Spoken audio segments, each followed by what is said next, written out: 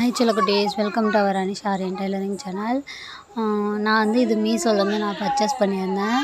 இது எப்படி இருக்குன்னு சொல்லிட்டு தான் ப்ராடக்ட் ரிவ்யூ தான் பார்க்க போகிறோம்.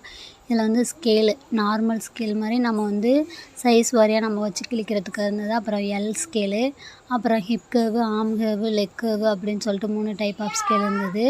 அப்புறம் நேராக உள்ள ஸ்கேல் இருந்தது.